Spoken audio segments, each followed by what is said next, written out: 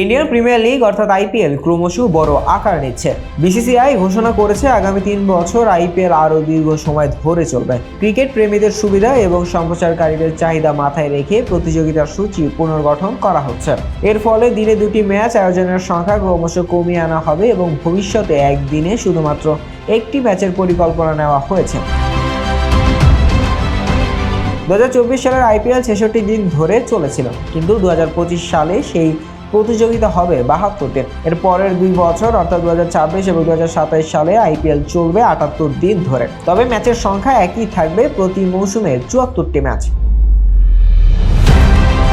BCCI স্পষ্ট করেছে যে দল সংখ্যা বাড়ানোর কোনো পরিকল্পনা আপাতত নেই। সূচি দীর্ঘ করার মূল কারণ বাণিজ্যিক স্বার্থ। সম্প্রচারকারী চ্যানেলগুলোর দাবি দুপুরের ম্যাচগুলোর দর্শক সংখ্যা কম, যা তাদের আয় কমিয়ে দেয়। বিসিসিআই তাই এই ম্যাচগুলো কমিয়ে প্রতিটি খেলার সন্ধ্যা আয়োজনের দিকে মনোনিবেশ করছে। 2026 সাল থেকে দিনে 2টি ম্যাচ আয়োজন পুরোপুরি বন্ধ করা হবে। বিসিসিআই ইতোমধ্যেই এই পরিবর্তনের সূচনা করেছে।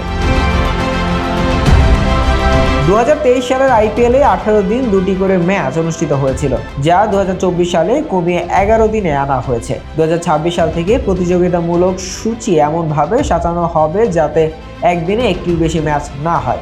আইপিএল প্রথম শুরু হয়েছিল 2008 সালে। সেই সময় 44 দিনের মধ্যে 59টি ম্যাচ আয়োজন করা হয়েছিল। এরপর 2017 সাল পর্যন্ত প্রতিযোগিতার দৈর্ঘ্য বা ম্যাচের সংখ্যা অপরিবর্তিত ছিল। কিন্তু 2018 সালের পর থেকে বিভিন্ন সময় দল এবং ম্যাচ সংখ্যা বাড়ার ফলে আইপিএলের আকার ও পরিধি বাড়তে থাকে। আইপিএল শুধুমাত্র একটি খেলা নয়, এটি এখন একটি বড় আকারের বিনোদন শিল্প। বিসিসিআই প্রতিযোগিতাকে আরো আকর্ষণীয় এবং সফল করে তুলতে নতুন পরিকল্পনা গ্রহণ করছে। প্রতিযোগিতা দীর্ঘ হওয়ার কারণে দর্শকদের কাছে এটি আরো বেশি সময় ধরে উপভোগ্য হবে এবং একই সঙ্গে ব্যবসায়িক ক্ষেত্রেও এর প্রভাব বাড়বে বলে ধারণা করা যাচ্ছে। শাহর আহমেদ জয়, ডেস্ক রিপোর্ট, আইকন স্পোর্টস।